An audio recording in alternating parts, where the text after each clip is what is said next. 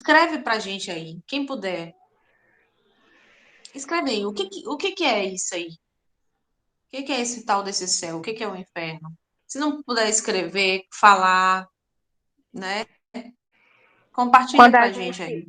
Hum, quando a gente era pequena, ensinava que o céu era o paraíso e o hum, inferno era aquele cheio de fogo, só as almas perdidas. Desde pequena, acho que tem muita gente que foi ensinada assim, né?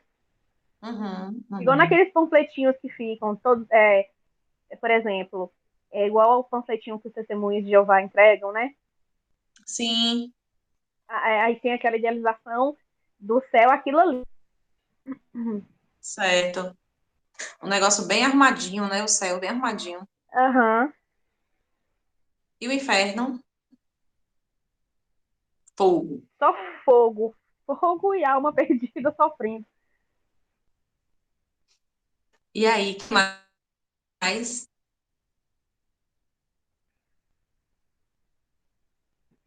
Quem mais que acha alguma coisa? Messinha tá dizendo, para mim o céu é a nossa casa. O mais bonitinha. E o inferno, então, Messinha?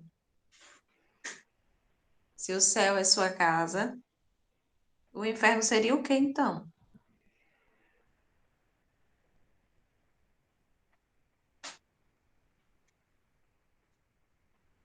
Fala. E o inferno é o mundo lá fora. É, faz sentido também. Jackson, ambos estão em nós, e céu é paz, bondade. O que mais? Jackson está dizendo que são momentos da vida. Deixa eu ver aqui as mensagens. Deixa eu abrir aqui. Cari disse: céu é paz, bondade, caridade e amor. Inferno é egoísmo, maldade. Josi, o que que é o céu? O que que é o inferno para você, particularmente? Aquilo que você aprendeu ou que você acredita? Eu tô em aula. Pra não gritar.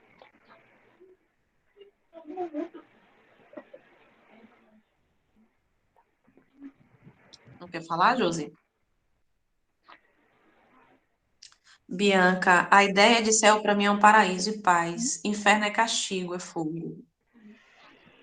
O que mais? Ela falou mais alguma coisa no final aqui que eu não consegui ler. Aprendi isso. Josi, céu e inferno estão aqui e agora. Depende do estado mental, energético que nos encontramos. Isso para mim. É isso, gente. A gente vai ao longo de nossas vidas aprendendo algumas, algumas ideias e Ô, Thaís, eu tirei oi, sem querer, vou colocar de novo, viu? tudo Eu bem, tirei, tranquilo, mas vou colocar de novo. Tirei sem querer. tranquilo, tranquilo. Eu não estou nem falando Eu ainda vou, eu vou. sobre dano, Ah, tá? pronto, beleza.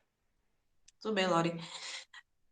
O céu e o inferno, para nós, nós cotidianamente, né? Para nós seres humanos, nós tivemos ao longo da nossa caminhada evolutiva, nós tivemos algumas ideias que acabaram ficando meio que cristalizadas, né?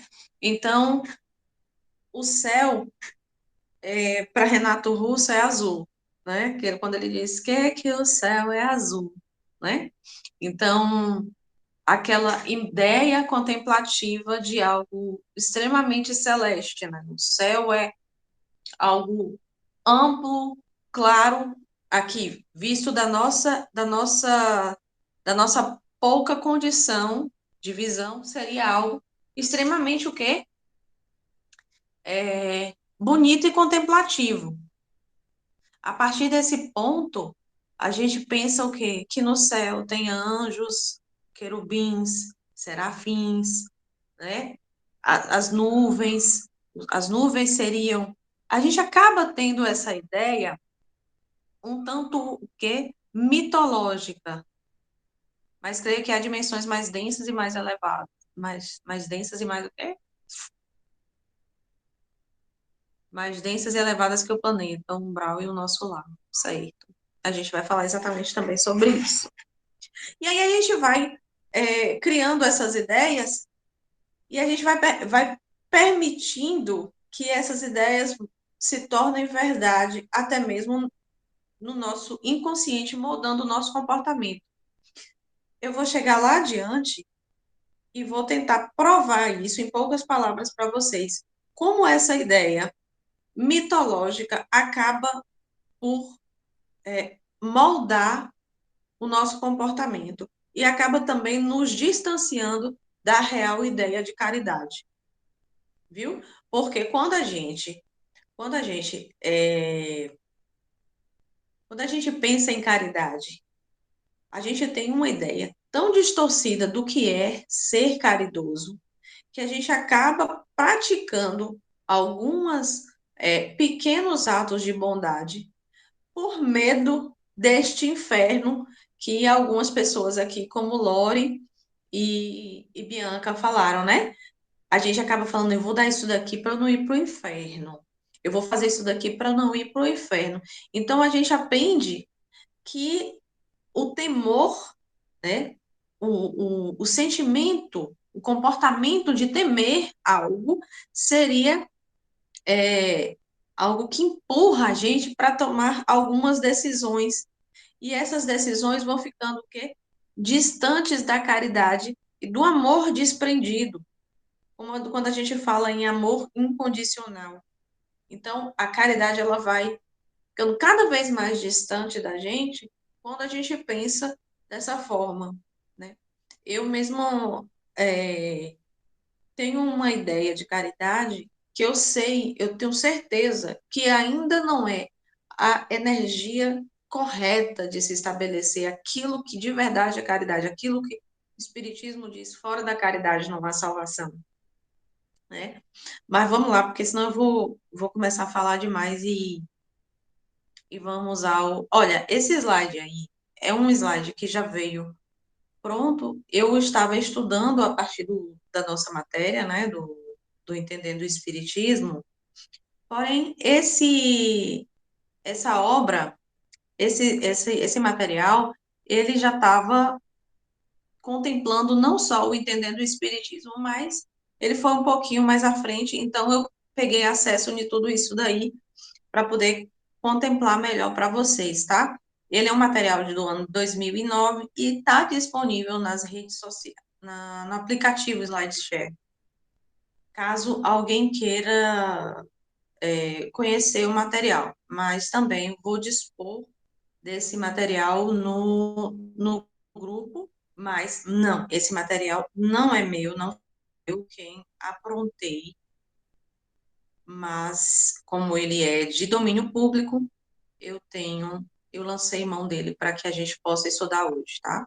É o material do ano 2009, quando a obra O Céu e o Inferno, que foi a terceira obra da codificação kardeciana, ficou pronto. 145 anos em 2009.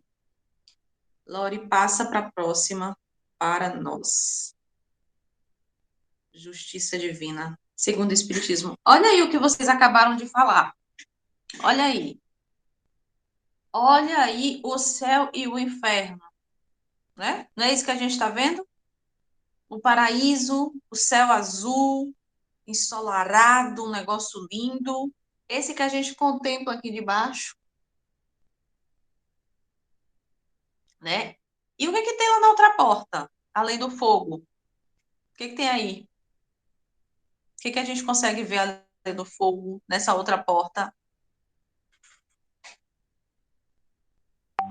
Tá dando para ver no fogo lá embaixo, na parte mais amarela, que tem um polvo, tem uma escuridão terrível, tenebrosa, mas tem um povo lá queimando. As almas perdidas que Lorena falou aí agora. Olha as almas perdidas lá queimando, tá? Tem alguma outra possibilidade nessa imagem? Não, né? Tem duas possibilidades apenas.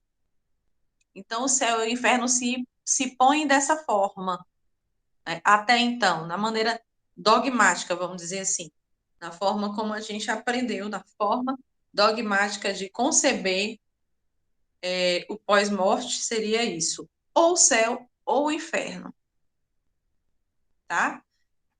Vamos ao próximo?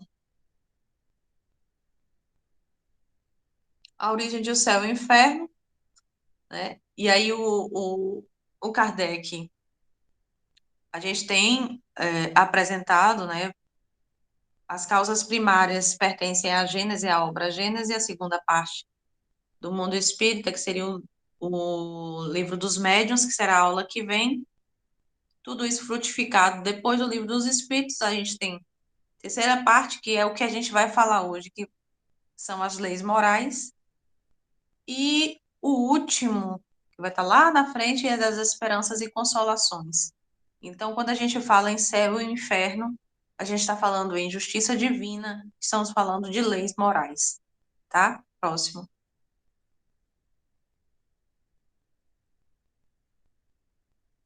Então, mais uma imagem, né, de contemplação, de beleza, de algo contemplativo, iluminado, né, uma paisagem digna de quê? De folheto de propaganda de margarina. Seria o céu assim? Seria o céu esse estado de pureza, ficar lá com os anjinhos nas nuvens, nada para fazer. Gente, um nada para fazer. Seria o paraíso? Será que seria o paraíso? Vamos pensar um pouquinho nessa imagem. A gente não ter absolutamente nada para fazer, morrer. Não, né? Acho difícil a gente ter o paraíso. Vamos, vamos pensar aí, Bárbara falando. Não, pelo amor de Deus, não ter nada para fazer. Vamos pensar. Seria o paraíso a gente passar a eternidade sem absolutamente nada para fazer? Ah, já trabalhei demais minha vida toda. Agora que eu morri, eu vou fazer o quê? Nada. Como que a nossa mente, que jamais morre, a nossa mente, como que a nossa mente ficaria, né? Como que seria o nosso estado de pensar após a morte? Seria pensar no nada? E as nossas lembranças, como que ficariam? E os nossos entes queridos que ficaram encarnados? A gente não pensaria naqueles que ficaram e que muitas vezes, grande parte das vezes, ficam em situações cada vez mais adversas, em situações difíceis. Como que seria o paraíso? Como que morrer? Ah, eu morri, eu não fiz nada de errado, né? Eu fiz tudo certinho ali, como estava, eu não pequei. Aí eu vou para o céu. Como que seria tudo isso, gente? Como que isso pode ser o paraíso? Sendo que pessoas que a gente ama, que a gente quer bem, pessoas que são do nosso apreço, essas pessoas permanecem encarnadas e a gente vai ficar aí sem ter nada para fazer e isso é paraíso? Vamos desenvolver essa ideia? Passa para o próximo aí, Lore. Então, a gente pensando dessa forma, a gente vai chegar nas referências históricas a qual o céu e o inferno foi codificado por Allan Kardec. Essa obra, ela foi ditada por espíritos nas mais diversas condições, tá? Pessoas que estavam em estado contemplativo, pessoas que estavam no mais verdadeiro tédio, espíritos sofredores, suicidas, assassinos, né? Pessoas de toda ordem, mas também espíritos felizes, pessoas em estado progressivo, estado evolutivo avançado. Então, temos o quê? Um compilado de, de, de relatos dos mais diversos. E a gente, ao acessar essa obra, a gente vai tendo uma noção até de identidade, a gente vai se identificando. Né? O que eu estou fazendo na minha vida? O que eu já agi dessa forma? Eu tenho agido dessa forma? Eu tenho me arrependido daquilo que eu tenho feito? Gente, não existe pecado, tá? O que existe são pessoas, todas nós, seres humanos, que somos o quê? Pessoas em estado de evolução. Quando nós falamos que somos pecadores, nós não devemos pensar daquela forma é, pejorativa, aquela forma baixa, de pensar assim, ah, nós somos pecadores, nós somos pessoas péssimas e tudo mais, tudo. Não, nós somos pessoas que estamos na tentativa do acerto sempre. A ideia de pecado a gente deve cada vez mais afastar de nós, porque não nos ajuda em nada. E pensando assim, o céu e o inferno foi ditado por espíritos para que servisse de exemplo, para que nós possamos melhorar a nossa conduta moral, para que o que a gente encontre não é, a gente sabe que não é exatamente esse estado contemplativo do céu, aquela coisinha paradinha, mas também não é aquela penalidade eterna onde a gente vai queimar no fogo dos infernos, no mármore do inferno, como tinha lá naquela novela, né? Como era a novela de. Ah, esqueci o nome da novela. Mas tinha a novela que falava que ia queimar no mármore do inferno e tudo mais. E que não tem, em momento nenhum, uma possibilidade de arrependimento e muito menos uma oportunidade de refazer uma história, um recomeço, uma oportunidade de misericórdia para que a gente possa alçar a Deus, a Jesus. Então, as referências históricas, vamos dar uma lidinha aqui.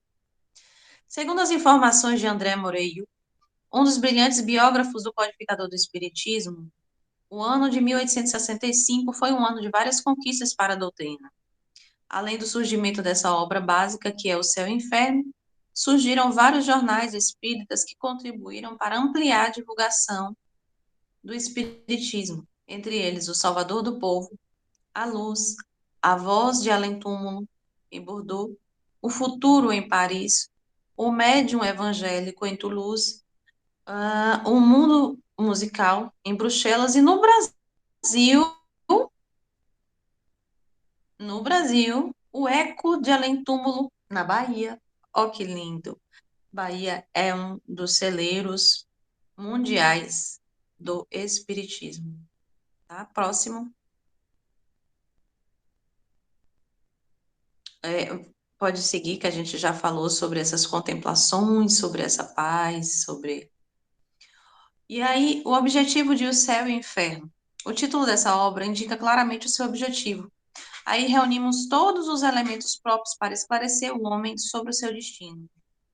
Como nos nossos outros escritos sobre a doutrina espírita, aí nada introduzimos que seja produto de um sistema preconcebido ou de uma concepção pessoal, que não teria nenhuma autoridade. Tudo ia deduzido da observação e da concordância dos fatos. Ou seja, quando Kardec faz esse levantamento através, seja de psicografias ou de psicofonias, ou seja, espíritos que ditaram para os médiums e que trouxeram esses relatos, Kardec trouxe para a ciência de observação, que ele já aplicava, tá? Então, quando, por exemplo, ele perguntava que espírito era aquele, que ele dizia assim, eu sou o espírito X, eu sou a Madame X, eu vivi em tal lugar, em tal ano, em tal época, assim, assim, eu era casada com fulano. Então, ele ia trazendo, ele ia até os livros, né, de nascidos vivos, ele ia aos registros de casamento, ele ia até os endereços, ele buscava tudo isso para só depois ele trazer esse relato como verdade e fazer parte desta obra, fazer parte da obra O Céu e o Inferno, tá? Então, ele, mais uma vez, a gente vai trazendo à luz o critério estabelecido. Então, só assim, através da observação e da concordância dos fatos, é que era considerado um relato verossímil, era considerado uma verdade a ser tratada. Próximo, Lore. Próximo. A gente já falou bastante sobre isso. Então, o conteúdo de O Céu e o Inferno, o exame comparado das doutrinas sobre a passagem da vida corporal à vida espiritual, sobre as penalidades e recompensas futuras, sobre anjos e demônios, sobre as penas, etc. Seguido de numerosos exemplos acerca da situação real da alma durante e depois da morte. Então, é justamente isso que eu acabo de dizer, né? Então, a ideia de penalidade, de recompensa, a ideia de fogo eterno, ele começa a fazer essa desconstrução, e isso é extremamente valioso, até mesmo no comportamento humano da época, porque, veja, a gente já havia passado, historicamente, a gente já havia passado por todo aquele processo do iluminismo, já havíamos passado pela Revolução Francesa, então a ideia de que o que não era científico não era verdade estava muito vivo na mente humana, né? Principalmente quando a gente fala naquele celeiro europeu que é a França, que é Paris, que tudo flamejava o quê? Ciência. Então, quando ele vai descortinando aquele mito de que não existe inferno, não existe esse céu, esse bonitinho, como a gente está acostumado às vezes a pensar que existe, as pessoas começam a dar um crédito muito maior, por isso que surgem tantas revistas científicas acerca desse tema, acerca desse tratado, porque as pessoas abrem a sua curiosidade para entender que é possível, sim, a gente pensar em vida após a morte e trazer isso à luz da ciência e da razão, cada vez mais afastando a ideia mitológica de céu e de inferno. Ponto. Silori. Olha aí. Ou céu ou o inferno. E aí? Como ficam o nosso arrependimento, por exemplo? Uma pessoa que, por exemplo, sei lá, vou trazer para o meu cotidiano, um assaltante de banco, vamos dizer, e ele chega a um ponto da vida dele que ele se arrepende, né? E que ele verdadeiramente se arrepende, não é um arrependimento falso, é algo extremamente íntimo, que mexe com a essência dele. Ele percebe que aquela vida de assalto não é uma vida, não, eu não quero mais ser ladrão, eu não quero isso, mas eu quero uma oportunidade de fazer algo diferente. E essa transformação na mente dele, na consciência dele, é algo muito real. Mas aí ele já praticou o mal, ele já fez o erro, ele já cometeu o erro. Como é que fica? Se a gente sabe que Deus é misericórdia, como que seria isso? Deus daria a ele o fogo eterno? Tá? Então, né, o céu, o paraíso ou o inferno dessa forma acabam que dando um total de zero esperança, né?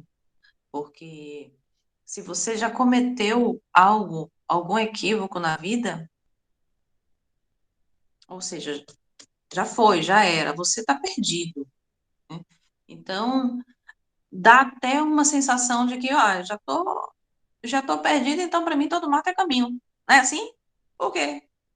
Se nada que eu fizer vai me redimir, acaba reforçando o nosso mau comportamento. Porque se a gente não vai ter mais o céu mesmo, não é isso? Próximo. Então, esse é o conteúdo, tá? Eu vou dar uma lidinha aqui bem rápida, mas para que a gente possa fazer o nosso entendimento muito mais acerca do tema do que dos tópicos aqui. Aí ele fala que é o porvir e o nada, o temor da morte, céu, inferno, purgatório, tá? Doutrina das penas eternas, penas futuras segundo o Espiritismo, anjos, demônios, intervenção dos demônios nas modernas manifestações, proibição de evocar os mortos, Próximo, para finalizar. O passamento, espíritos felizes, espírito em condições medianas, sofredores, suicidas, criminosos arrependidos, tá vendo? Espíritos endurecidos e expiações terrestres. Gente, leiam esta obra. Eu falo que o céu e o inferno, por mais que o livro dos espíritos seja o livro que abre as portas para o entendimento, só que o céu e o inferno ele se aproxima às vezes de um romance quando você está lendo. Você lê, interessante que eu comecei a ler, por curiosidade, eu comecei de expiações terrestres. Eu fui lendo como se fosse assim, dos espíritos, os relatos dos espíritos mais complicados e situações assim mais adversas. E aí eu queria relatar para vocês um dos relatos que mais me chamou a atenção nessa obra, que é de um suicida. Eu vou relatar algumas histórias para vocês. Ele, esse espírito, ele viveu no século XVII e ele vem para uma sessão mediúnica onde se encontra Allan Kardec e tudo mais, e ele vai fazer esse relato. Quando ele começa o relato, ele conta que ele era noivo de uma moça e eles estavam muito prestes a se casar.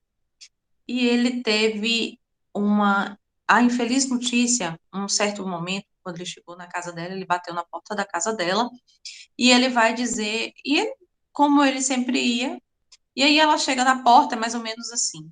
Ela chega na porta e diz o seguinte: ó, é o seguinte, gente, ó, com as minhas palavras, eu não, lógico que não foi assim, mas da forma como eu tô me lembrando, ela fala: olha, é o seguinte, não vou mais casar com você, não. Não tô afim, não quero, não vou.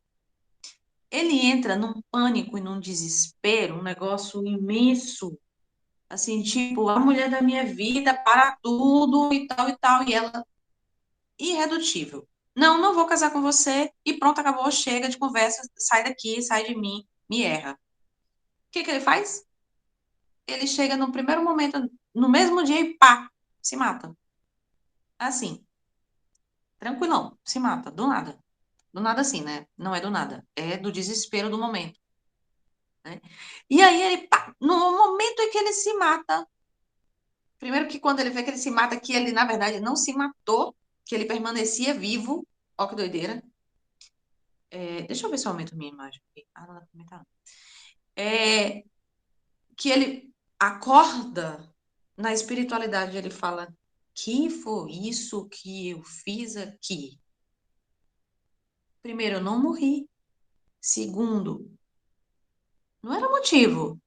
Não era motivo para eu dar um tiro em mim mesmo, acabar comigo, assim. Não era. Ele extremamente arrependido, praticamente no calor da pólvora ainda. E aí a gente vai ver que a espiritualidade amiga já lança mão de auxílio para esse irmão, porque ele não tinha o quê? Maquinado suicidar-se. Ele foi no ímpeto. E a gente vai aprendendo com o desenrolar do entendimento espírita que todo aquele crime, porque o suicídio é um crime, todo aquele crime que é cometido de forma premeditada, ele tem um peso muito maior do que aquele que é feito pelo desespero do momento, tá? Porque quando a gente faz de forma premeditada, a gente tem o quê? Possibilidade de pensar em outras coisas, de procurar ajuda, de enxergar outros horizontes. E quando a gente faz assim, ó, pá, e fez, e depois, eita, que foi isso que eu fui fazer? Errei. Errei feio, mas não dá para voltar. Não nesse corpo, né? E aí a espiritualidade amiga, né? Já estou dando spoiler do livro, mas enfim, vai é, lançar o auxílio justo e merecido a esse irmão. E aí tem vários outros relatos, e tem um outro relato muito interessante também, que é de um espírito que não gostava de fazer nada durante a vida. E ele, quando ele acorda na espiritualidade, e que ele já vem relatar isso numa sessão mediúnica, ele relata o quê? O tédio. Porque ele percebe, como todos percebem, que a vida continua. E a vida continuando, ele percebe assim, aqui só tem escuridão, eu não estou vendo nada e não tem nada para fazer. E aí, quando ele começa a travar um diálogo, que a espiritualidade vem para auxiliá-lo, aí diz o seguinte: por que que você está nessa escuridão? O que que é isso que. Onde que você está? Aí ele diz: eu estou no nada. Aí ele vai percebendo que esse nada é justamente um estado de consciência, como o Jackson falou aí. É um estado de consciência que ele criou. Porque ele pegou a oportunidade reencarnatória que ele tinha de fazer N coisas, mas ele não gostava de fazer nada. Era endurecido pelo quê? Preguiça. Ele não queria utilizar a vida dele para evoluir. Ele, tipo, passou pela vida, como tem aquele relato. Eu não sei em que ponto da Bíblia, porque eu sou péssima nisso, mas acredito, não sei se é Apocalipse que diz assim, porque és nem quente nem frio, és morno, hei de vomitar-te.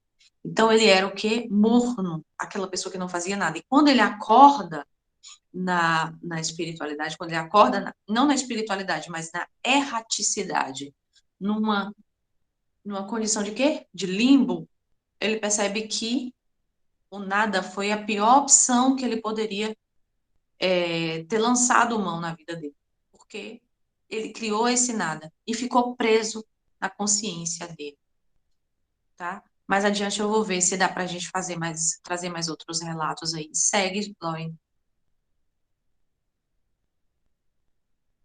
Segue novamente.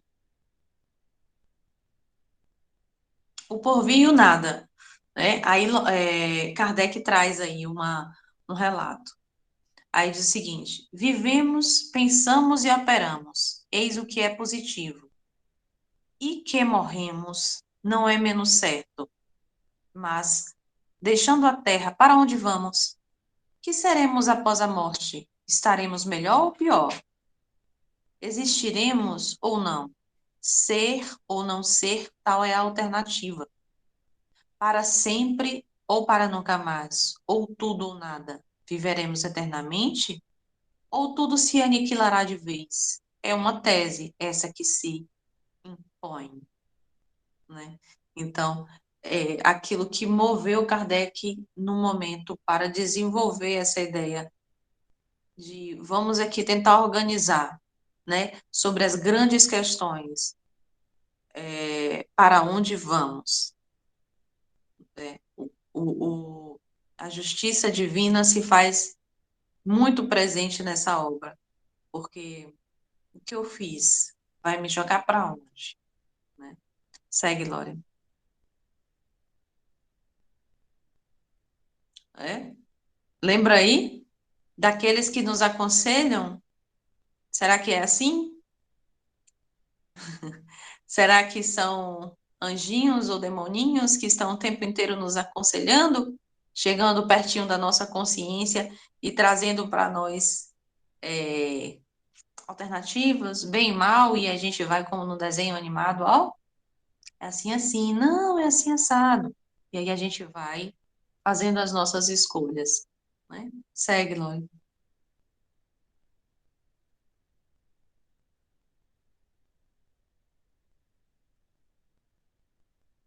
O Código Penal da Vida Futura. O sofrimento é inerente à imperfeição. Toda imperfeição, assim como toda falta dela, promanda, traz consigo o próprio castigo nas consequências naturais inevitáveis. Assim, a moléstia pune os excessos da ociosidade, nasce o tédio, sem que haja mister de uma condenação especial para cada falta ou indivíduo. Ponto 3, ele diz o seguinte: podendo todo homem libertar-se das imperfeições por efeito da vontade, pode igualmente anular os males consecutivos e assegurar a futura felicidade.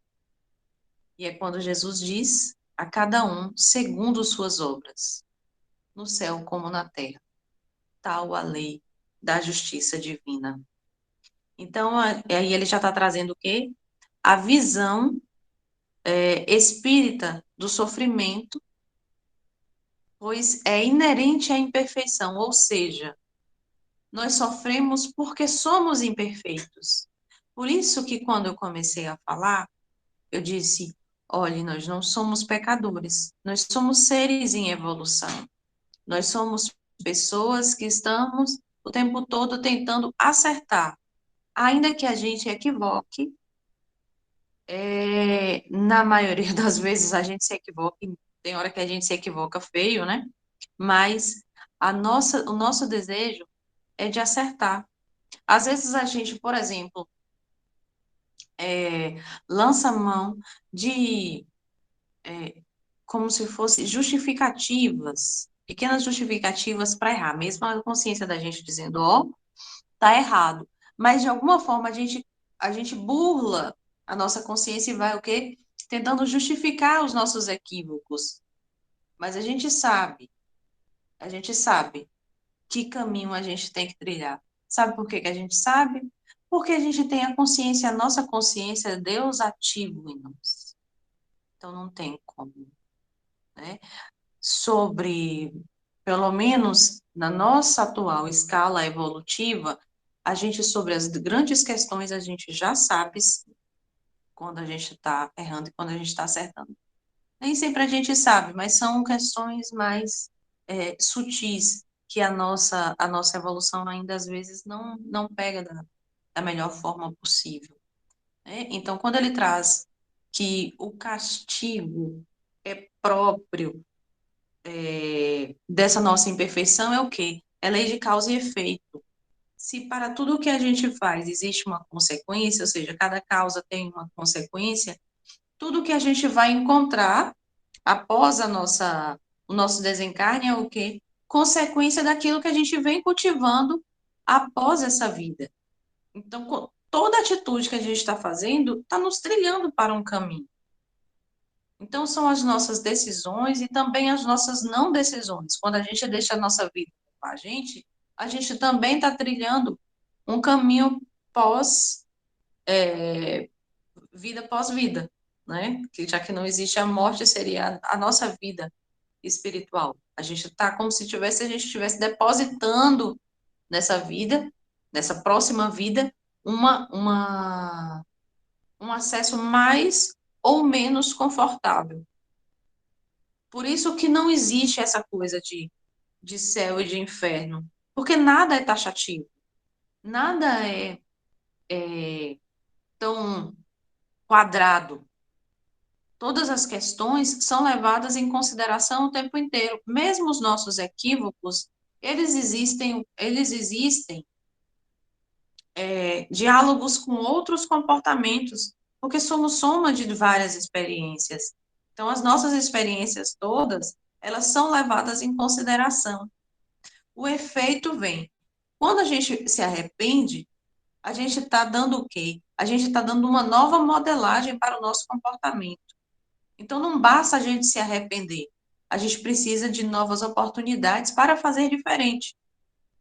Então, se a gente fosse condenado a essa pena eterna, essa penalidade eterna, Deus não seria justiça e nem misericórdia, porque ele lançaria o seu filho ao fogo eterno e não daria a ele uma chance, a nós, não a eles, não, mas a nós, a chance de reescrever a nossa própria eternidade. Entende que não existe mais para nossa ideia, mas não existe como a gente conceber a possibilidade da existência desse inferno. Esse inferno é uma mitologia, é uma lenda que ficou muito lá atrás. Segue. a possibilidade nossa de redenção, né? Jesus, essa imagem, ela é muito simbólica, é, recebendo em seus braços uma pessoa aparentemente arrependida, alguém que às vezes está cansada de errar, cansada de se equivocar, encontra nos braços de Jesus o conforto, o consolo, mas também a possibilidade de uma nova oportunidade de reescrever a própria vida. Próxima, Lore.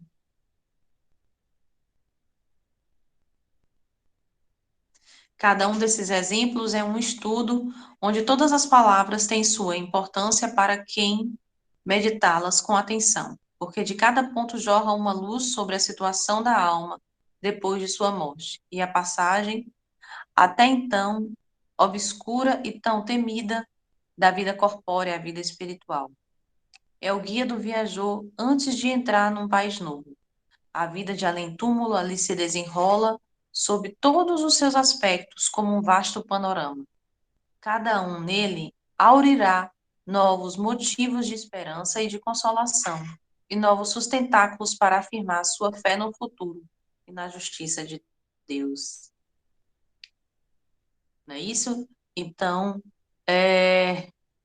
cada um dos relatos trazidos vai trazendo também as lições de possibilidades, de esperança, de consolo, de possibilidades múltiplas que temos. Porque se não fosse isso, seria muito difícil a gente, a gente ter fé, né? Porque a gente ia pensar que Deus é o quê? Deus castiga, né? Deus penaliza, e não é bem por aí. Segue, Lore.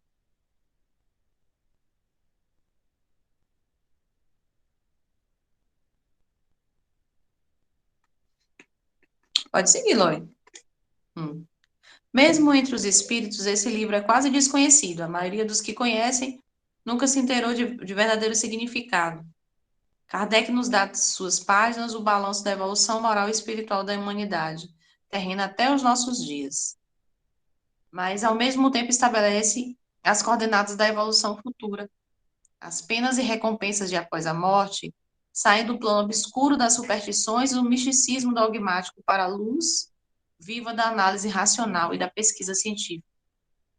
O grave problema da continuidade da vida após a morte despe-se dos aparatos mitológicos para mostrar-se com a nudez da verdade e da luz à razão esclarecida. Gente, está dando para entender até aí?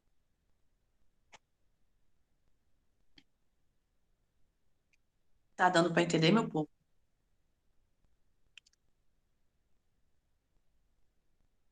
É importante a gente, vocês irem me dizendo, porque às vezes eu estou acelerando, sim senhora, né? Tá. Às vezes eu estou dando uma acelerada aí e tô crente abafando e já me perdi toda. Segue, Lore.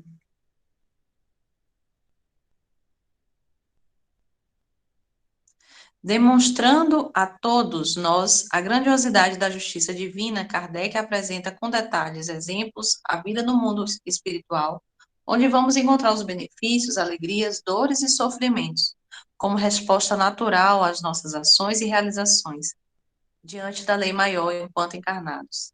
E o faz, e não assentado em conclusões puramente teóricas, mas calcado em revelações e relatos, consistentes de espíritos habitantes do mundo espiritual, que falam das suas experiências, as quais, submetidas ao crivo da razão, não deixam dúvida quanto à sua realidade. E vamos a um terceiro, pode passar para o próximo, vamos a um terceiro relato, Jesus recebendo, né? Essa imagem já é bastante veiculada, né, gente? E vamos a um terceiro relato que eu me recordei aqui, acho que dá tempo de falar, de de um homem que ele trabalhava numa caldeira, ele era dono de uma caldeira, que é, até bem pouco tempo, né, século XIX mais ou menos, tinha essas caldeiras que faziam, como tem, fundia ferro, né? Então, eram algumas fases bem artesanais para fundir ferro, seja para fabricação de arma, para fabricação de utensílios, até utensílios domésticos, eram feitos assim de uma maneira que a gente hoje olha e percebe que é bem rudimentar. E esse homem, que era dono dessa pequena fábrica, era alguém muito querido no bairro dele. Os, os, é, os funcionários da fábrica dele gostavam muito dele, era uma pessoa muito justa, muito humana e muito querida por todos. Só que daí, em um determinado momento lá da vida dele, no trabalho dele, aconteceu um acidente aconteceu um acidente gravíssimo de trabalho e uma caldeira, uma coisa fervente, extremamente incandescente, como se fosse lava de vulcão, cai numa parte do corpo dele, né? A caldeira vira e numa parte do corpo dele começa a derreter mesmo. Nossa, assim, e é um relato uma coisa muito próxima, assim, você vai lendo e percebendo, vai criando a imagem, né? Pelo menos, eu tenho essa coisa de quando eu tô lendo, assim, vai criando a imagem na minha cabeça. E um sofrimento muito grande. E aí, só que ele não morre imediatamente. O corpo dele começa a cozinhar, literalmente, e ele não morre imediatamente. Ele ainda consegue andar até, se não me engano, ou perto da casa dele, ou ele consegue chegar na casa dele andando. Então, por várias ruas, ele vai naquele sofrimento de perceber o seu corpo cozinhando. E aí, depois, quando. Tudo bem, aí ele desencarna e tal e tal. E aí depois, quando ele acorda na espiritualidade e tal, é, perguntam para ele, né? Aí, quando ele se identifica e tudo mais, aí perguntam para ele: mas o senhor é uma pessoa tão querida, não lhe parece injusto Deus não ter tirado a vida de você naquele momento, né? Deixou que você sofresse cozinhando isso e aquilo e tal e tal. E aí ele vai e relata, ele diz: olha, realmente foi algo muito sofrido, mas eu sofri e naquele momento eu tive acesso à minha consciência e eu tive acesso a entender que eu não deveria reclamar em momento nenhum até findar a minha própria vida. E agora, quando eu acordo na espiritualidade, eu tive acesso a entender por que eu morri de uma maneira tão trágica e tão sofrida. É que eu, numa encarnação anterior, eu colocava fogo em pessoas. Eu participei como inquisidor, né? Quando a gente vai lembrar da Santa Inquisição, quando autoridades da Igreja Católica mandava pôr fogo em pessoas, né? Por diversas coisas que eu não vou nem entrar aqui agora porque não dá tempo. Enfim, e aí ele traz esse relato e fica muito forte a ideia de justiça divina, porque apesar de ele ter se arrependido, ele precisou viver na carne dele aquilo que numa outra encarnação ele havia proporcionado, né? Então, esse é um relato também muito forte e quando eu li se tornou para mim inesquecível. Passa para o próximo, Lore. Então, sobre justiça divina também, o Espírito Emmanuel traz para a gente uma obra, né, que já se chama Justiça Divina, e aí tem um relato, um breve relato. Traçamos os despretensiosos comentários contidos nesse volume em torno das instruções relacionadas no céu e inferno, dando continuidade à tarefa de consultar a essência religiosa da codificação kardeciana. Emmanuel também traz como se fosse um prolongamento de O Céu e o Inferno, né? São relatos trazidos por Emmanuel, aquele que que foi o mentor do Chico Xavier e que nos traz já a espiritualidade, que já se encontra reencarnado aqui no Brasil, mais precisamente no interior de São Paulo. Passa para o próximo, já estamos finalizando, também chegando. Aí é só uma imagem, né, de como que tem aquele é, samurai, né? E aí, se a gente tivesse um pouquinho mais de tempo, a gente ia conversar um pouco mais sobre isso, mas os samurais, eles têm também um processo, eles tinham um processo, inclusive, também de acesso ao suicídio, né? Eles acreditavam que, enfim, passa para o próximo, porque não está dando tempo, então vou tentar prosseguir. E aí, para que a gente acesse essa vida de ideia maior, não é de ideia, mas de plano maior, planejamento para o futuro, a imagem que nos traz o consolo da vida espiritual, a verdadeira vida, já que essa é só uma passagem. Jesus vem nos dizer: eu sou a luz do mundo, quem me segue nunca andará nas trevas, mas terá a luz da vida. Está em João, no capítulo 9, versículo 9 a 12. Então, gente, a gente traz num outro momento, né, o relato, né, dos samurais e tal, do suicídio. Mas eu queria, nesses últimos minutinhos,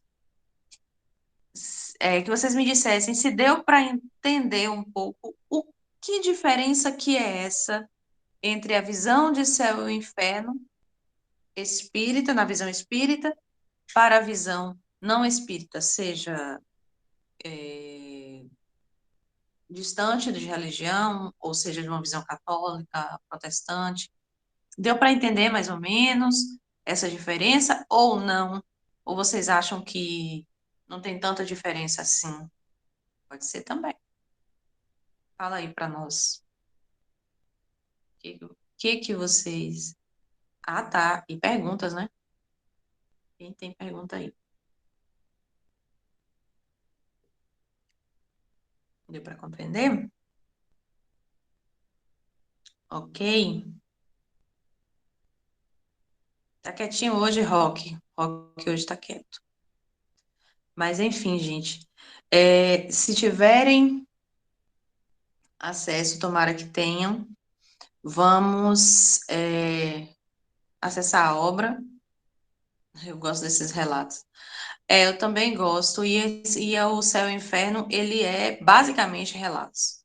O Céu e o Inferno é todo, todo de relatos. Ele é bem dinâmico, é uma leitura bem dinâmica de ser feita. Muito gostoso de ler. E aguça a nossa curiosidade.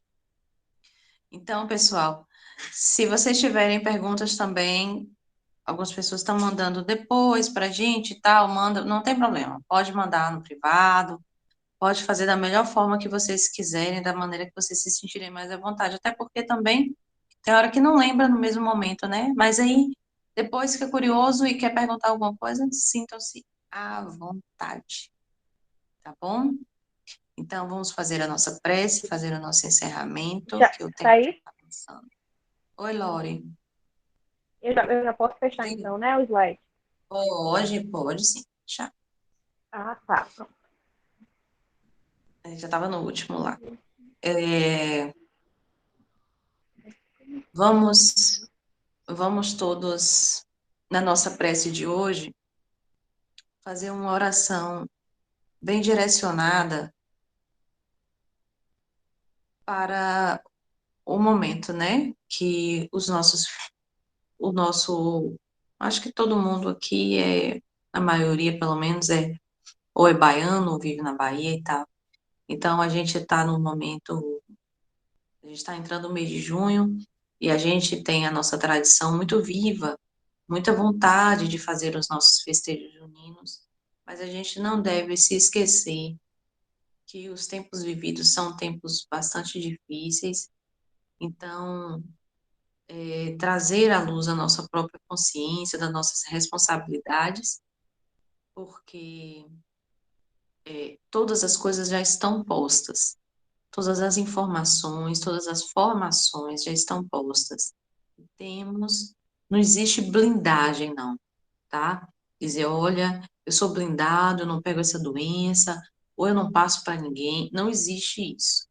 Enquanto não houver vacina para todos, a gente tem sim que cuidar um dos outros e orar também, orar para que a consciência coletiva, né, vamos falar de nossa cidade, quem está em outras cidades também, trazer a consciência coletiva de cada uma das cidades, que acessem